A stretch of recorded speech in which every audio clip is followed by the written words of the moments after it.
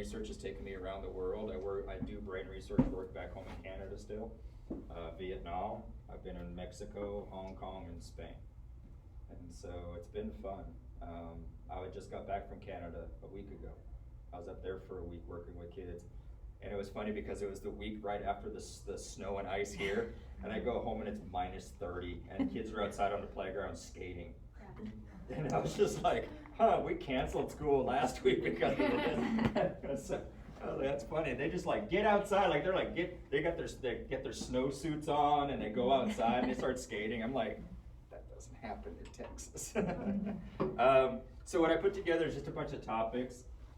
We talk about positive parenting, and if you just want to click to the next one, these are what we're going to kind of cover today. The big two people get a kick out of are these two. I'll just tell you, heads up, hang on. I know last time I was here we kind of touched on different things, but what I'm going to start with is brain development and brain strengthening. What do you guys do as parents at home to help your child's brain develop and strengthen?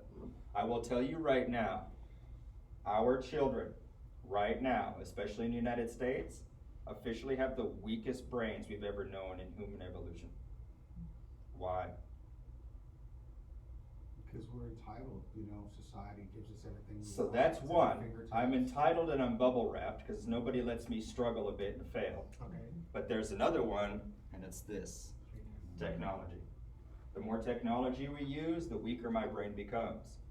Literally, I'll kid you not, with the brain research we've done for 9 years on screen time, every time your kid is in front of a screen, their brain gets weaker.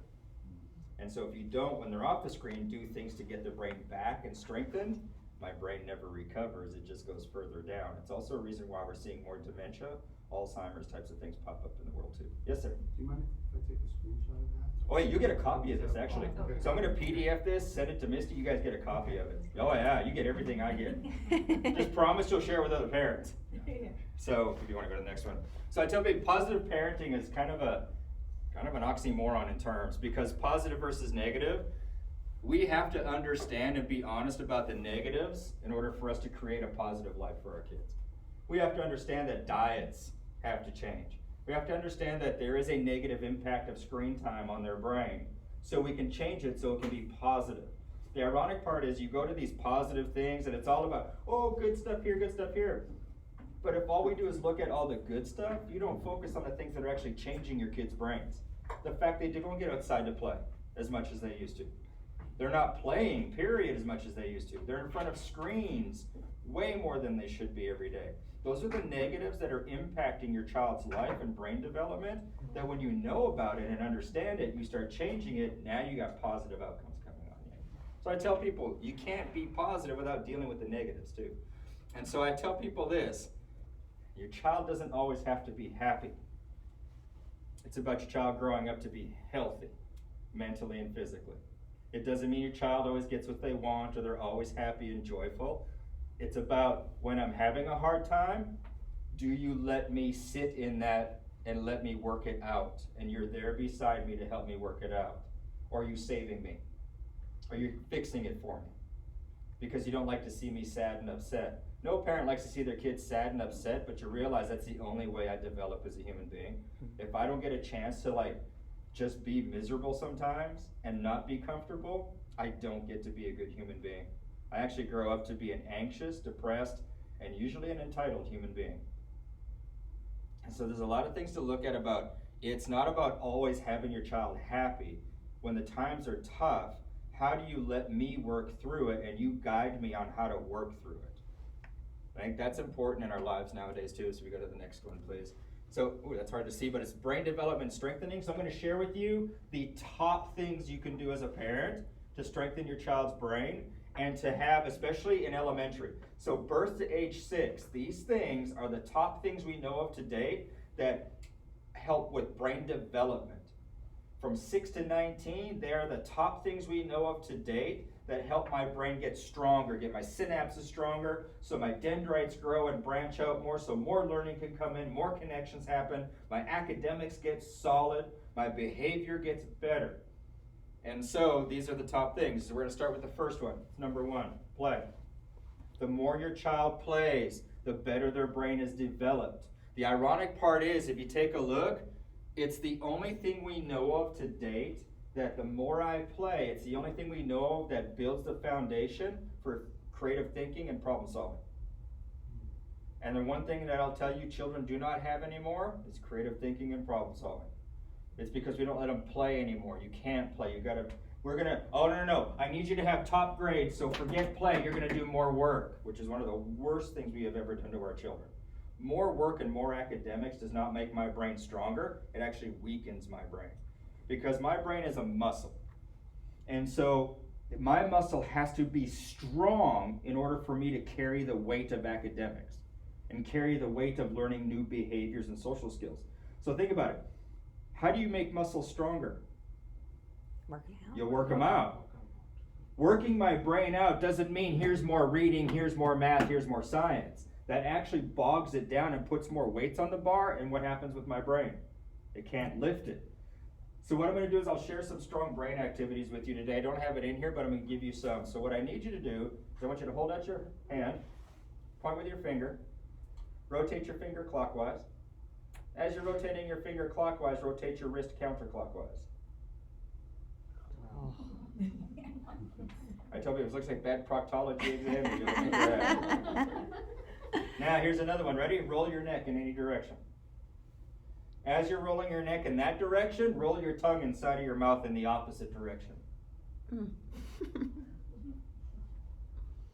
Here's the kicker, parents. I have a whole list of these. There's about 60 of them. You do these for only 10 seconds. You do them for 10 seconds. It's about attempting it, not perfecting it. Your child has to attempt it, because what it is they're activities that pull your brain in different directions, and the more uncomfortable I make my brain, the stronger and more developed it becomes. Do you realize that just keeping me comfortable and not challenging me doesn't make me smarter? It actually makes me dumber in the long run. It causes my brain to go weak. You got to challenge your kids every day. You got to stretch that brain as much as you can. The only way the brain grows and develops is when it's challenged. Problem is, when we're challenged, what do we do nowadays? I don't like that. And I walk away. And so there's interesting things. So play is number one. Get your kids out there and play. You know what we found out through the studies in play? It's the number one predictor of academics. The more a child plays, the stronger their academic outcomes. It's actually the number one precursor to academic success. What's the one thing we don't do anymore in our society? Look at recess in schools. We've yanked that out of schools too. I go home to Canada and they have 4 recesses a day for 20 minutes each and an hour for lunch. And whatever you do is you eat, you go outside and play for the rest of your lunch period. They start at 9, they end at 3. That's the school day. Canada has the highest literacy rate of any country in the world. We're at 99% right now. Play. Let them play. The number one way for your child to remember what they did at school isn't homework. Do you know what it is?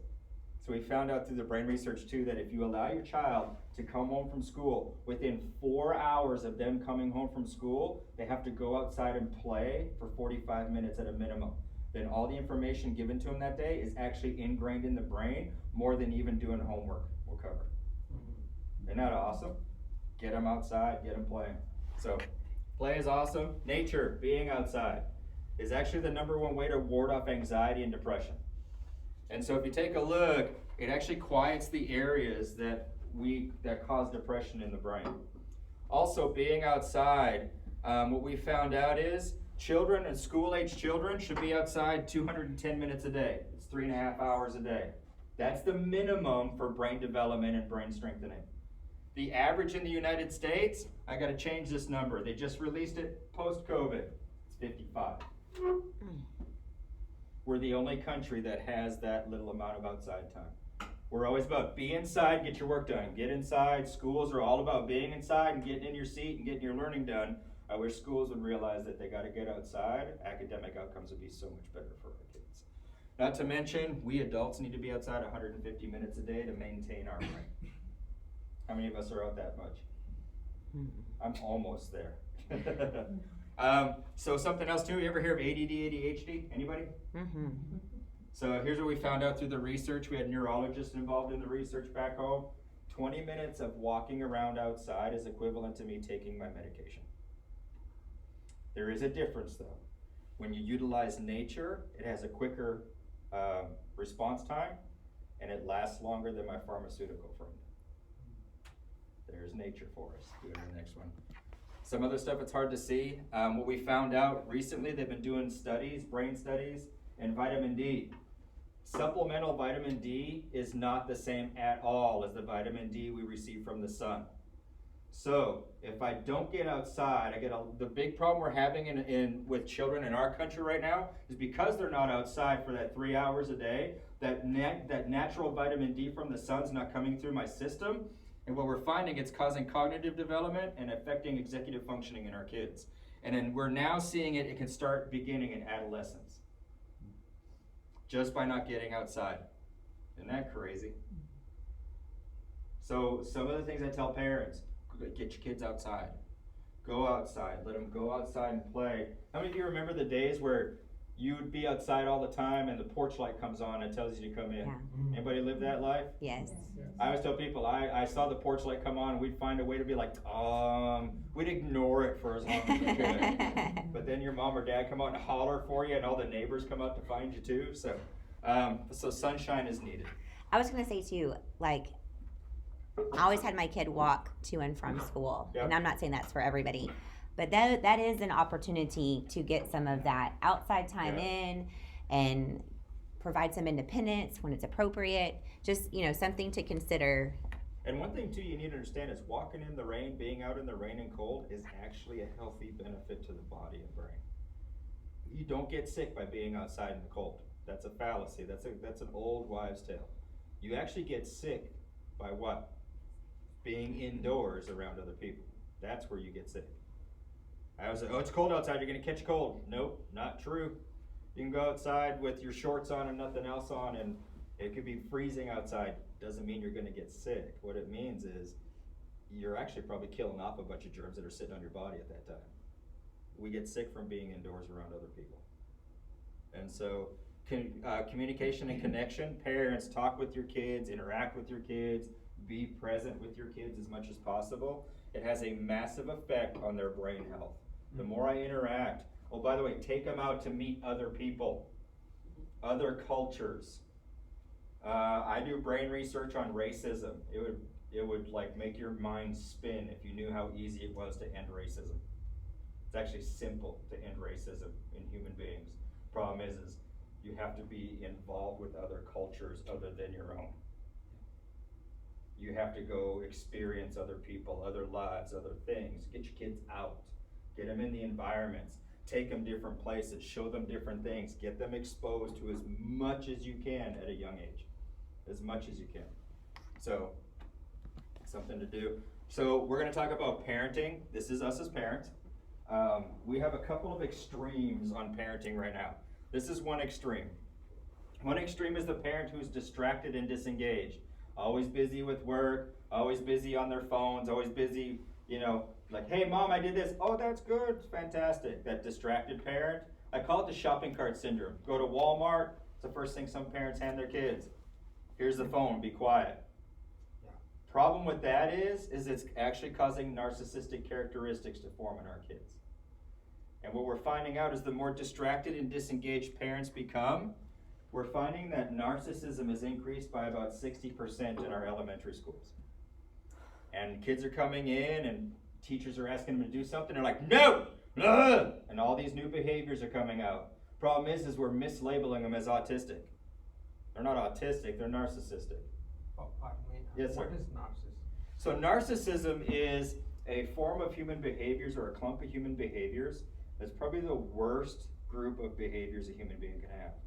It's everything about, it's my world, not yours. Parents, I've ran into this where they're like, we just let them do what they want because when we tell them to do something, it's too much of a fight. Yup, you start doing that, you're going to have a little narcissist on your hand. Because they're going to start creating a social world the way they want it. And then heaven forbid the person who comes in and tries to teach me the way I should do things.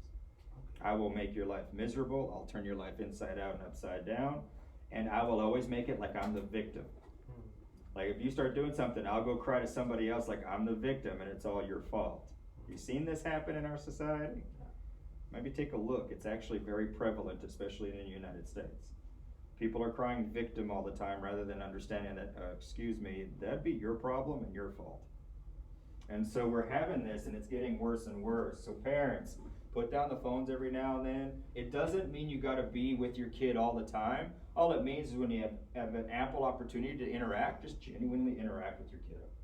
That if you just recognize those times where you have an absolute, could be 5 seconds, doesn't matter, but it's just a genuine time to interact, take it, and it offsets all of this stuff.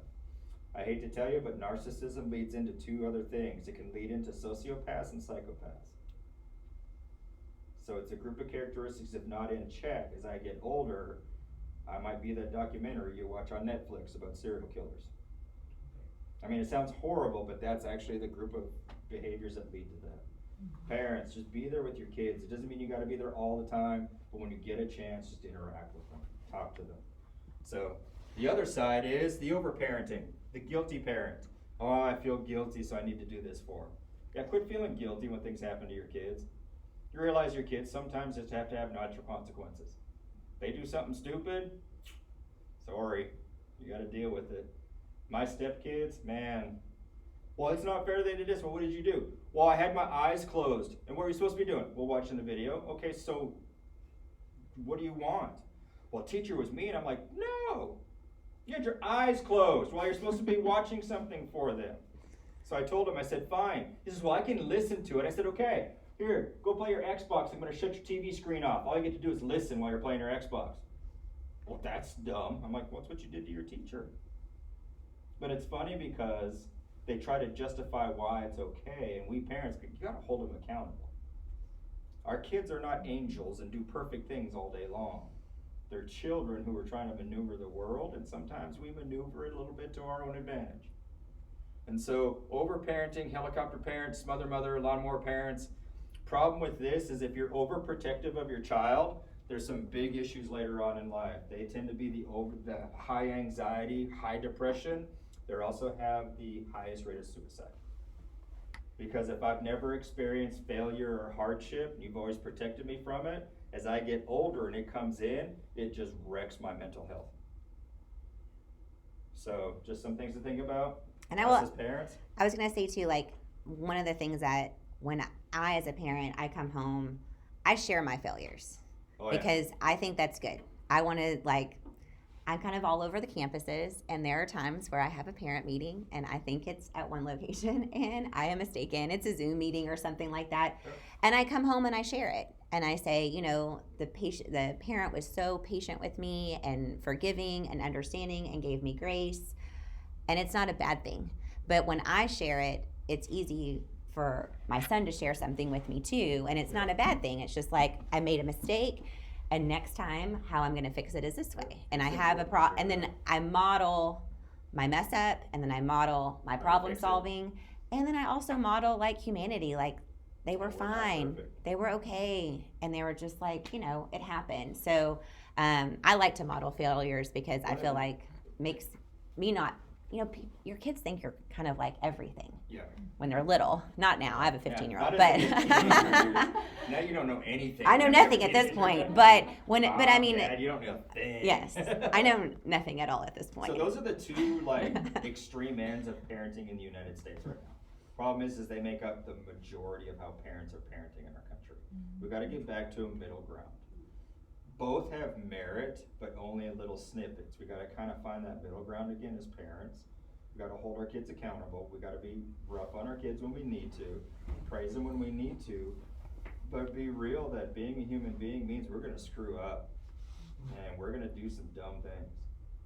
And part of that is getting your kids to recognize their strengths and weaknesses. The first thing I do with my kids is what are your strengths? List them out. What are your weaknesses? Because if I don't know my weaknesses, I'll flail in life.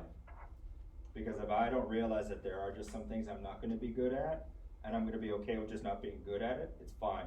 Because when someone then makes fun of me because I can't play basketball, who cares? No kidding. I'm 5'4", and I hate basketball, so of course I'm not going to play it. Instead of like, oh my God, you're making fun of, and breaking down and having all these therapies because somebody made fun of me because I can't play basketball. Yeah, you're like 4 foot tall. Odds are basketball is not your game. But if you're not okay with it as a human being about the things you're not good at, then you end up getting spiraled off, and you end up actually getting led by the nose by the rest of society. and you put on airs, you put on things that you lie to yourself about things too, and then that goes down a whole nother path as you get older. So be okay. Your kids can't be good at everything. It's fine. And so screen time. I don't know if the video is gonna work, but you can give it a shot. Oh, do I hit There play? should be a play button right there. Oh. Yeah. I'll let you just watch. For 89% of Americans owning a computerized device and us spending on average over 7 hours of screen time a day on technology, it obviously has an effect on society. But what about our brains? Here's some crazy ways that screen time is affecting your brain right now. Having trouble logging off the internet or quitting that video game? Research has shown dopamine, which is a hormone released in the brain for reward and addiction, is released during gaming and internet use. This creates urges and cravings for gaming and internet use that are similar to the urges and cravings of drug addicts' brains. In recent brain scans, it is shown that gaming and internet use are seen just as or more rewarding as a feeling of cocaine. Although it is psychological addiction instead of a substance addiction, internet and gaming both rewire the brain because they provide immediate rewards with very little effort. This causes your brain to say, I want more after every single use. With more and more use of the internet and gaming, they can create problems in the important frontal lobe, which governs the executive functions such as planning, prioritizing, organizing, and impulse control. Volume loss was also seen in the striatum, which is involved in the reward pathways and the suppression of socially unacceptable impulses. Another concerning result of internet and gaming addiction is an area known as the insula, which is involved in our capacity to develop empathy, compassion for others, and integrate physical signals with emotion. Ever find yourself on your phone in the middle of the night and taking forever to fall asleep? Studies have shown that because of the light from the cell phone, it mimics daytime and suppresses melatonin, which is a hormone used at night as a sleep signal for your body when darkness occurs. Just a few minutes of screen stimulation in the dark can delay melatonin release for up to several hours and desynchronizes the body's natural clock. The harmful effects from using your cell phone at night before bed can disrupt the natural body clock, can cause some hormone imbalances, can cause brain inflammation, lead to depression, and you're not preventing deep sleep, which is used to heal your body from all the damages it takes during the day. Another thing we see shattered by screen time is attention, loss in mental reserves, and overloads the sensory system. Research says that what is often the cause of explosive and aggressive behavior is poor focus. When attention suffers, so does the ability to process one's internal and external environment. So even little demands now become big ones because of depleting mental energy with high visuals and cognitive input, otherwise known as screen time. A temporary way that brain deals with the effects of too much screen time is to get angry, which boosts the brain's depleted reserves. So as an effect, a meltdown becomes a coping mechanism for the brain when too many senses are flooding in from the environment as a result of damage of too much screen time. One concerning thing about screen time is that playing violent video games or watching violent TV shows hardens teens. Sure, the epic show of murder mystery and fun game of killing people is cool, but research shows that the more war, violence, and murder that we watch or interact with makes us more aggressive and less sympathetic towards other people in reality. One other effect is that when you are watching these shows and or playing these games, you are more likely to hurt yourself in the real world during stressful situations. Something else that scientists see as an effect of screen time is the reduction of physical activity, which can lead to weight gain, and a less exposure of screen time. Research also shows that time in the outdoors, especially interacting with nature, can restore attention, lower stress, reduce aggression. So put your technology down and go outside. Go to the next screen. Okay. With over Oh. 89%. There you go. My bad. So I just put some new research that just came out, recent research on screen time with children. And here's what I tell people, as I put up here, technology is not inherently good or bad. It's how we use it. Unfortunately, we're living in a country that abuses it more than any other country in the world. Our children have the highest rates of screen time of any country in the world. Problem is the research we've been doing on this for years, we did it for about 9 years back home in Canada, screen time and its effect on the brain. Screens can be a benefit, but because we overuse them, they're now a detriment to growth and development of our kids. It affects my frontal lobe and cognitive stores the most, and my limbic system, which is all of my emotional regulation stuff. You wonder, people always wonder, when I take the screen from my child, they throw a royal fit. Yeah, actually, do you know why that is most of the time? If your child has an addiction, there's 2 reasons for it. Because of the massive amount of input that comes from a screen, it overloads my brain with sensory input and releases a bunch of dopamine, which is where our addiction comes in play. Problem with that is when you take it away, the real world doesn't have that much input for my brain, and my brain's got to go from 100 mile an hour down to about 10. And my brain, when it has to put the brakes on that quick, the only way to get input that will offset that braking is to get mad. Getting angry and mad flows chemicals through our body that help offset that speed of decline from input. So they're getting upset because their brain, you can't cut me cold, you can't just rip it out and do this. I gotta have, what we found out is once your child comes off of a screen, their brains need about 30 minutes to reset back to a baseline. So when I talk to teachers, you got kids on the computers in a classroom or on iPods in a classroom, once the iPod turns off, their brain's not back to baseline for about another half an hour. So teaching becomes a struggle, instruction becomes a struggle, getting me to do things becomes a struggle. So there's some recent research here, you guys can take a look at it. I put it up here so if you want to do more research on your own, there's a lot out there. If you want to go to the next one, please. I did put this in here. So friends of mine, we had a private practice back home. We did some research back home on this for about 8 or 9 years. And what I did is I had some psychologists and a couple psychiatrists and some neurologists involved with this, and we came up with the levels of addiction for screen time. I'm not going to cover this in detail, but I put it in here so when you get a copy of this, you can kind of look at your own kids and see where they may fall on the addiction scale. And so if you just want to like scroll through, the first one is preoccupation. There's the characteristics you'll see with the first level of addiction, preoccupation. The next one, increased frequency, some of the things you'll start seeing. Please understand, binge watching isn't a bad thing unless you do it a lot. Binge watching maybe once a week is okay, but when it's repeatedly all the time, it becomes a big issue for our kids. So, and right now our kids are binge watching mostly YouTube. Can I please tell you to get your kids off of YouTube? YouTube has so much misinformation and just horrible things for our kids to be seeing. And children, or what is it, kids YouTube? I nicknamed it Pedophile Central. Be careful what they're watching on kids YouTube. There is a lot of pedophiles they've caught trying to put things out there to start grooming kids. You ever hear of toy videos? Mm-hmm. Grown adults playing with children's toys and videoing it for children to watch. Yeah. I don't know about you, but that's just disturbing on a whole new level. But it's all the rage. Parents are letting their kids watch this. I'm like, why don't you get your kid to play with the toys themselves? Might be a better benefit for them. So some interesting things. They're watching people play video games online now. Go play the video game. Oh, I'm watching him for hours play Minecraft. Go play it yourself. I mean, I hate the fact you're on a screen, but at least if you're on a screen, I need you doing something that's interactive. Not watching someone else do what you're wanting to do. Here's where we have come. Ever hear of TikTok? It's the reason why kids are eating Tide Pods in our country. Obsession is level 3. And so there's some, so you can take a look to see even where you're at. So I'll give you a quick thing is you want to know if you're addicted to your technology. So you want to know if you're addicted or you're at a level of addiction.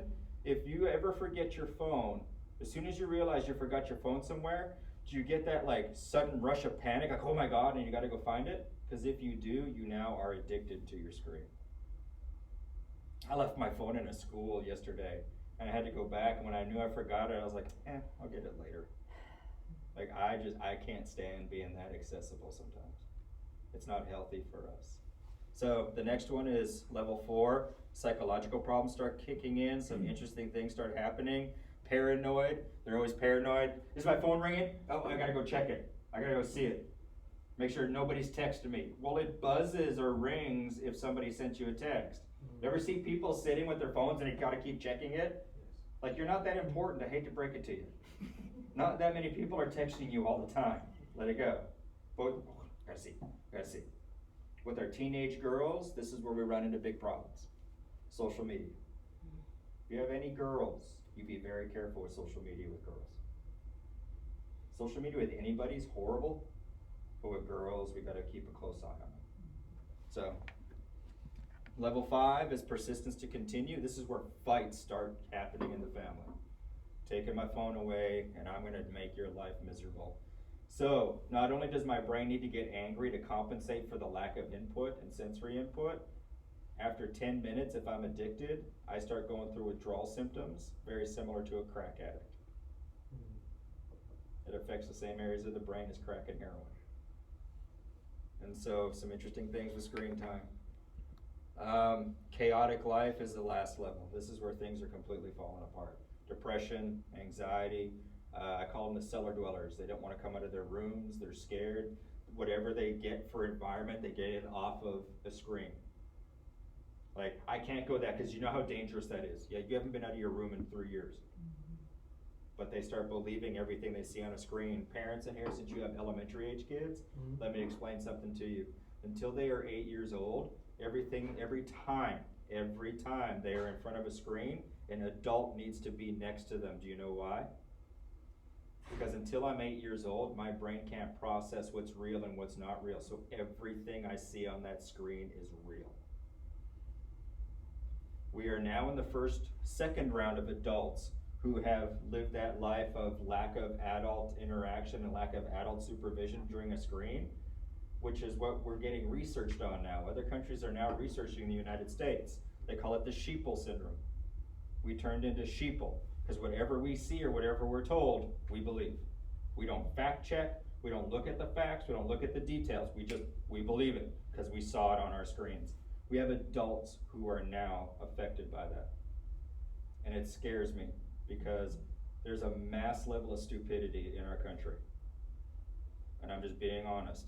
I am one of the people who gets irritated with it. Look at the facts. Look at what's going on. Do your due diligence. Problem solve. Critically think. Don't just blindly believe what someone says. We've all seen it, right?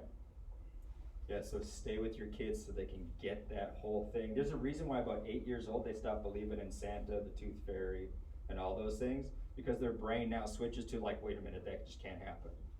That is impossible. It's you. I know it's a hard thing for us as parents, like, no!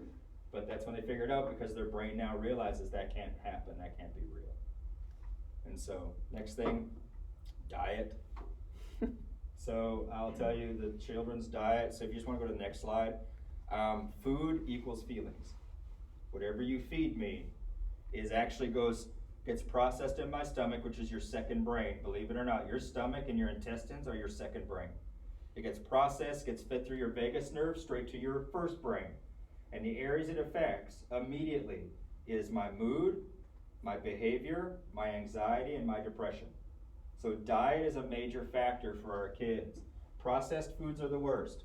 Anything processed is the worst thing you can provide to both of your brains.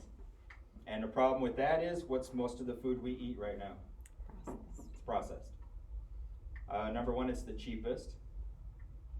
So healthy foods, whole foods, things like that are what's vitally important. I tell parents, just work on the food pyramid with your kids. The food pyramid's there for a reason. Good news is you need to change your kid's diet. They're a picky eater, because I deal with this all the time with families. Kid doesn't actually have to eat broccoli to learn to like broccoli. You know what has to happen? It's got to touch my taste buds. My taste buds have to get a taste for it and a feel for it, the texture. I don't actually have to eat it. It's just got to touch my taste buds about 200 to 300 times. And then I'll start acquiring the ability to eat that food.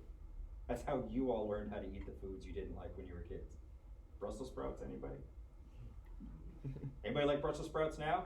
Yes! How about when you were little? No. So that's kind of the information. I put this up here because Duke University, you can look it up. They got great research on it. It's called the gut-brain axis, and it literally is food to feelings.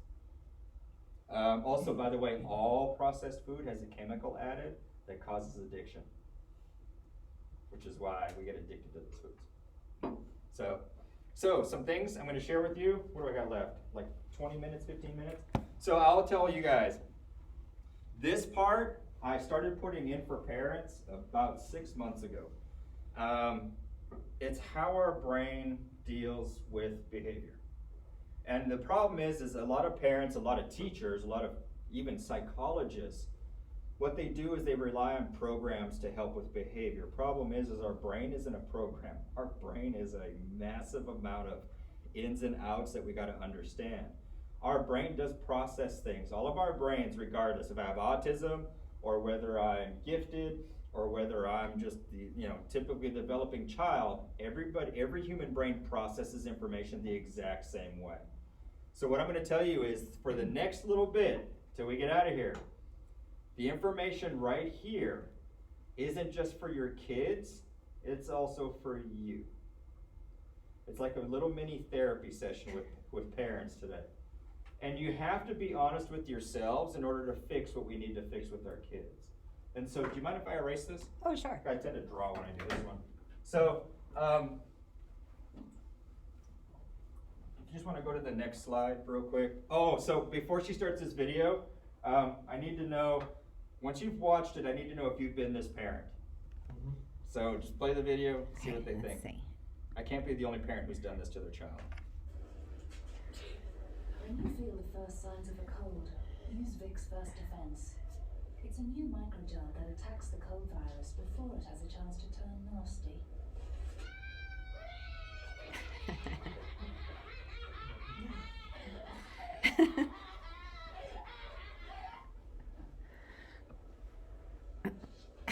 New Vicks First Defense. Attack is the best form of defense. I tell people my daughter saw me put together a training years ago, and I put that video, and she's like, oh, you did that to me in Target. Yes, I did. She was like 6 or 7, and she come around the corner with a Barbie doll, and she was like, I want this. I'm like, no. Woo! And I'm like, woo! She's like, shoving me back over. So, I mean, therapy works. She's okay now. So it's interesting because, like, I tell people when I do these trainings, it's not me being someone who does brain research or whatever. It's actually me as a parent giving you guys parents, talking as parents, because my biological kids, Tate and Maddie, are 29 and 28. On their own, doing their thing, whatever. And then I got remarried. I have a 5, an 11, and a 17-year-old now. I started over. Vastly different between those two generations of kids. Vastly different. And I'll be honest with you, I'm that person of, you need to get, life is tough, let's get going, let's do this, let's get this right. I follow the brain research. And nowadays, there's just this new wave of, it's almost like, oh, it's okay, we'll take care of it for you. No, you gotta figure it out. And that's hard. I find it really hard for parents to work on that nowadays, and I guess I don't understand. We gotta get, sometimes our kids gotta struggle. It's the only way they get better in life. Failure is a necessity for my success. Mm-hmm. I was telling Misty earlier, the brain research, I love it because this is where I freak people out. The brain research actually shows us it's impossible for a child to be a straight A student. There's actually no such thing in the human world of being a straight A student. Our brains are not built to be that great at everything. It's impossible. Somebody's not challenging me enough to make me struggle in those areas to see if I truly am good at this or not. 15% of our brains are wired. So 15% of the population, brains are wired to take in information and hold it really well. AKA 15% tend to be our A students. Because in education, as long as they take the information in and spit it out, woo, got good, grades are great. Doesn't mean I know what I'm doing or mean that I'm smart. Parents, I'm going to tell you right now, I do not care what your kids' grades are. You know what I care about? When they grow up, are they going to be a good neighbor to somebody? That's success. 80% of your child's success is actually their social and emotional skills. 20% is their knowledge. Because you have to be able to get along with people to be. Have to you do met well. those really super smart people in life? But they're dumb as, they're super smart in whatever area they're in, but they're dumb as rocks in real life. You have no idea how they even function. And I tell people, knowledge is important, but how I use it and what I use it for is more important. Getting an idea, schools were built to give us an overview of all the things that are out there and try and get us to understand what's out there so we can have direction to where we want to go. We've turned schools into, you gotta know everything about everything, or you're not gonna be successful. Well, it's a load of garbage. Do you guys know everything about everything? If you don't, what do? Figure it out. Mm-hmm. What are we not teaching our kids though? To figure it out. Mom, Dad. Mom, what is this? I'm gonna Google, Siri, what is this? No. How do you figure it out? We've Tinker. lost that in our world. Mhm. Yeah, tinker. You gotta tinker, you gotta try, you gotta figure it out. But when I have been taught that I don't have the time to do that, I'm just gonna get a grade right now, then what do? We got surface level learning in our world right now. We don't have deep learning anymore. Because everybody's scared for deep learning because it means I might lag behind a little bit trying to figure it out. But it's exactly what our brain needs to develop. And so I always tell people before I retire, I'm like determined to change our school systems and education systems. Wish me luck. But part of it starts with us as parents. When parents understand that I don't care if you got the bumper sticker on the back of your car that your child's a straight A student at some school. No one cares, actually. Nobody cares.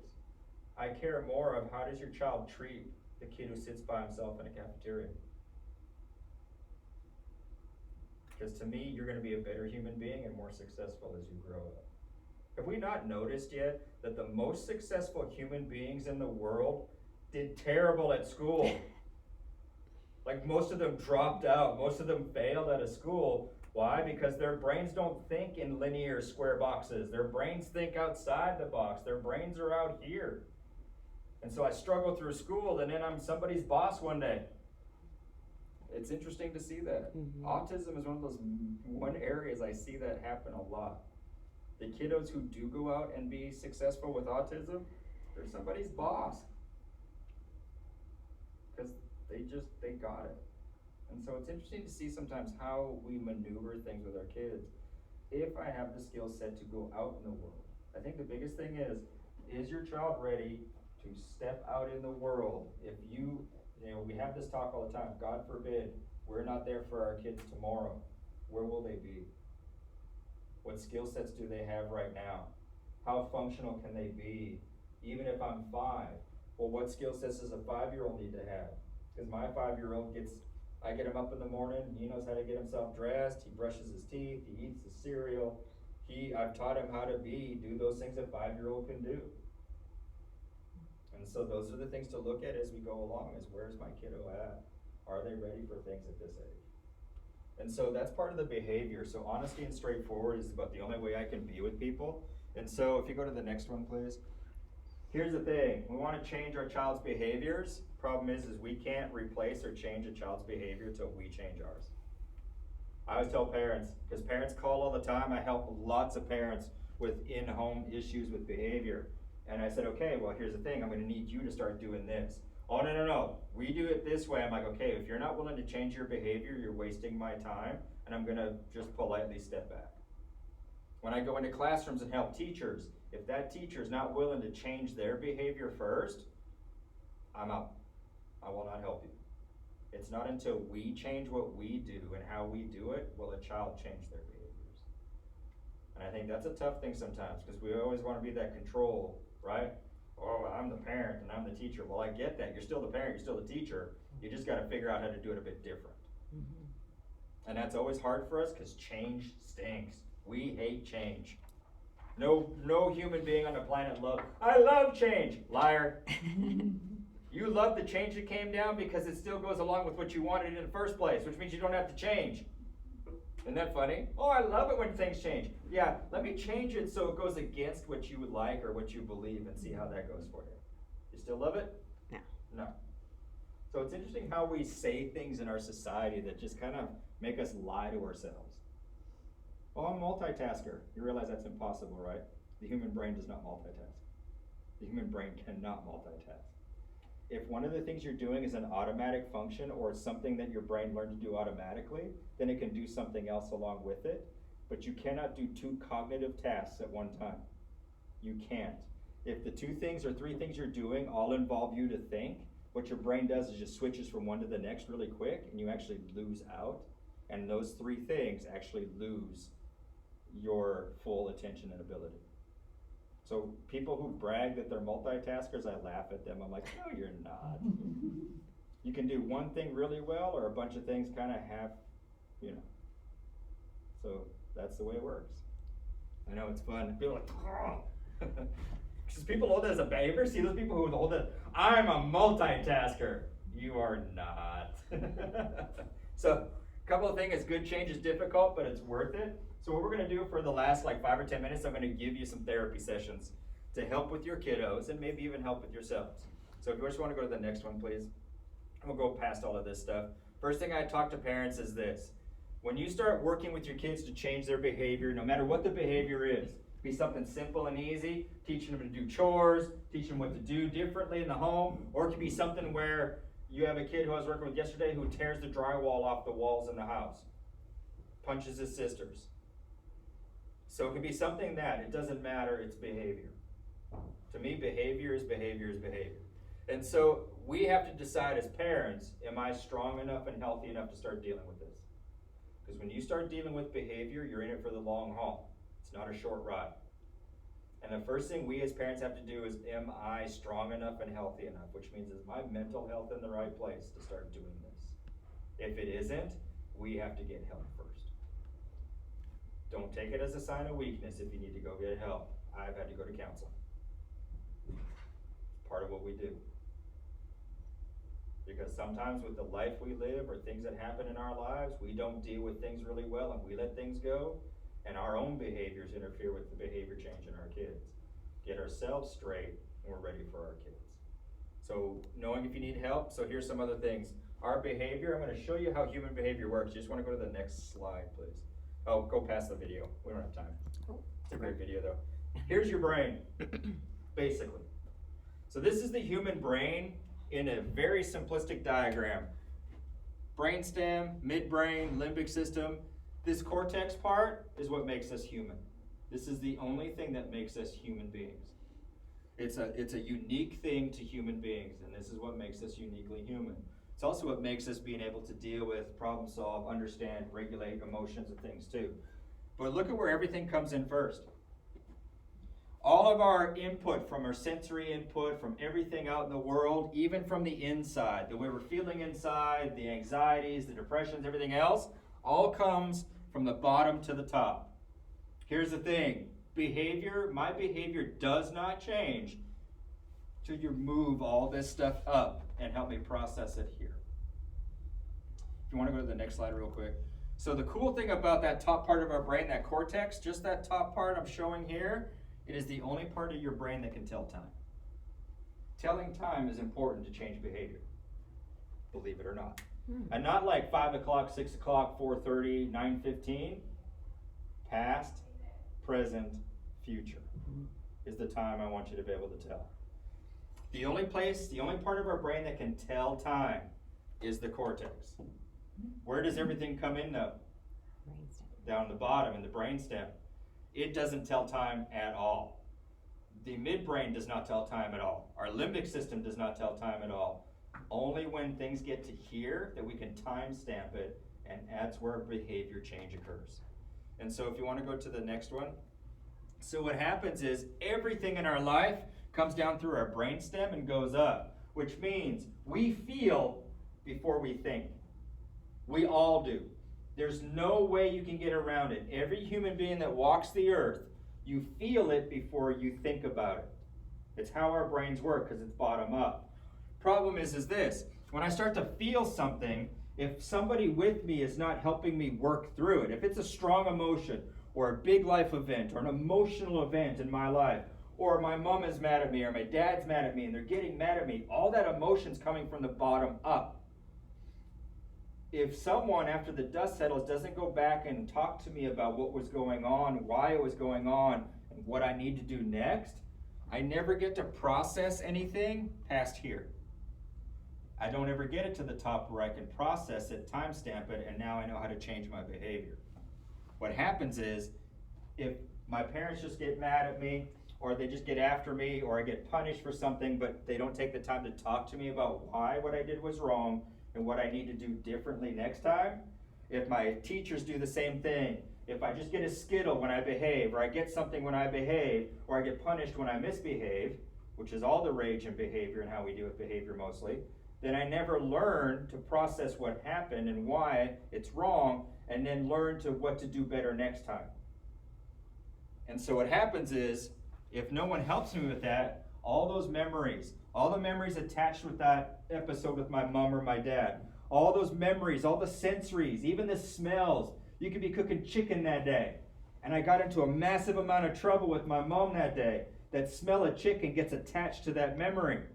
And if I don't get help processing that behavior and that emotional stuff and how to regulate it next time to the cortex, could be that I smell chicken a couple days later and that behavior just gets brought up, that memory gets brought up, and I react. You ever have people say, oh, his behavior just came out of the blue? Mm-hmm. Yeah, no behavior ever comes out of the blue. There's a reason for it.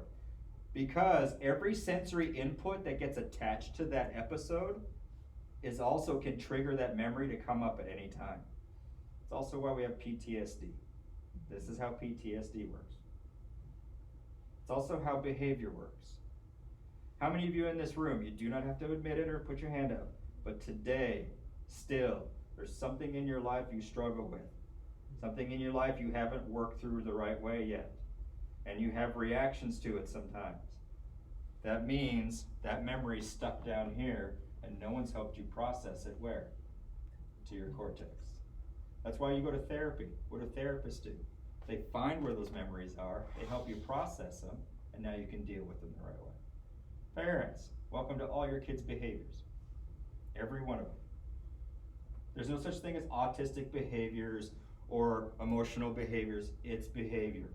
And children on the spectrum especially, because of the added anxiety in their life and the extra trauma they tend to feel because of their brain development, they have a massive amount of memory stored down here, which is why we get reactions that we do. And until somebody comes along and helps me process it up to my cortex, feeding me a Skittle and putting me on this wonderful token economy, if I get so many stickers and I get a reward, is not working. Parents, we gotta find out where those memories are with our kids. Take some of the bigger behaviors you're trying to change in your child. Why are they not changing? What's the hiccup? It's because whatever is the hiccup is a memory down here that's preventing them from time stamping it, learning from it, and moving on. So does that help you understand behavior a little better? Help you understand your behavior a little better? I'm a behavior person. I've done this for 30 years. I still needed counseling and therapy to get through some things that went on in my life. Because sometimes things are that big, it gets buried and ingrained in here as a memory, and all you do is react to it. And because it's such a big thing, when you've reacted to it, all you want it to do is go away. And so you go, oh, I'm better now, I know how to handle it. Nope, you're lying to yourself. You don't know how to handle it. You're imploding other parts of your life because of it. And so that's where we sometimes need help, but it's where most of our kids need help when it comes to changing behavior. They got these memories that are down here, but if no one's taken the time, like let's say I turned your life upside down and you're my dad and you got after me, got mad at me, that's fine. Get after me, get mad at me, but once the dust settles, I need you or my mom or somebody come in and say, hey, look, that behavior you did here, this is why I had to get upset at you. This is why it's not good behavior. Here's what we need to work on for you next time. And so you start down that path of teaching me what you need me to do. I'm still gonna screw it up. Because the fun part is if you wanna go through about probably a few slides, there's just a bunch of extra information you guys can read through. One more, another one, another one, another one. This is all extra here. Down in that memory, down in the bottom part of my brainstem and my midbrain, if my memories are stored down there, which usually the bigger behaviors are, because the bigger the behavior, the bigger the emotional attachment to that behavior, the more ingrained it gets down in that part as a memory, and the harder it is to move up. So let's say now I had that explosion with you, you come in afterwards, you come to my room and you're talking to me, and you're like, this is why that is wrong. Here's what we're gonna work on. What we need you to next time when you feel that way, I need you to ask me to just walk away for a few minutes. Like just something simple. So you started teaching me that. Look how many more times you have to work with me on before it becomes something I actually try to do myself. If I have autism, ADD, ADHD, I have high trauma in my life, I have emotional behavioral issues, 10,000 plus times. Welcome to human behavior. That's how long it's gonna take to take those memories, get them out of that bottom part and move them to my cortex so I can timestamp them. Because eventually I'm gonna be like, I'll start to feel that way, it's like, oh yeah, I remember Dad talking to me yesterday about how I'm supposed to do this. So you see now how I timestamp it, and I remember, and now my cortex is processed it, so now I can start dealing with the behavior better. Does that make sense? Kind of help you understand your kids a little more? But like the first 5,000 times you're gonna feel that and not even remember that your dad told you anything. Yeah. So Because your logical brain is. yeah, like, because that's part of it too. Is a lot of our kids, their brains aren't developed enough to deal with it too. So that's why it's a lot. And unless I got those gentle reminders, or sometimes the tougher reminders, then, but it's got to be when the dust settles. If I'm still anxious about the situation, I'm still like, ugh, let me calm down completely first. Let me just deal with it. And parents, another good time to deal with behavior is when I don't give any behavior. Life is great. We're having a good time at the park. You're like, yeah, as we're swinging on the swings, hey, remember, the other day when you did this, this, and this? Yeah, just remember when that feeling hits you, just remember that you got to do this. Have these conversations just at any time where I'm just calm and cool. In the car. In the car. Have like eye contact and you're just. Or the listening best to thing music. is, what I did with my daughter, because she had some troubles, especially when she was at an age where when their mom left us, she was 5 and my son was 6. So they started after about a year or so having a hard time trying to figure out why mom left. And so I remember we were at Walmart one day getting groceries, and this other kid was screaming and hollering, and mom's getting up like, okay, remember what we talked about, right? I know. I said, what do we got to work on? Oh, I got to work on this. So I used other people you feel free. Walmart's great. Go to the toy aisle, yell no, and just watch it. You see all these meltdowns here? So just something for you to help out look at behavior a bit different as parents. There's no quick fix to behavior. I do not care what anyone tells you. If they tell you there's a quick fix, they are lying to you. And there's too much snake oil salesmen in the behavior world right now. I'm just being honest. There are a lot of behavior people taking your money hand over fist.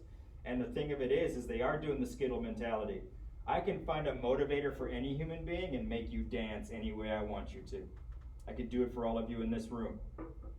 But it's not ethical for me to do that because I'm not actually changing your behavior. I'm holding a carrot in front of your face. And I'm basically bribing you to do what I want you to do. It works well in the short term. It does not change behavior in the long run. Which is why parents, you've probably gone through how many reward systems with your kids. Because if it's supposed to work, it should work with the first system. That's the part I love, is people are like, oh, but they get mad at me because, well, you're against, ABA and all that stuff. I'm not against it.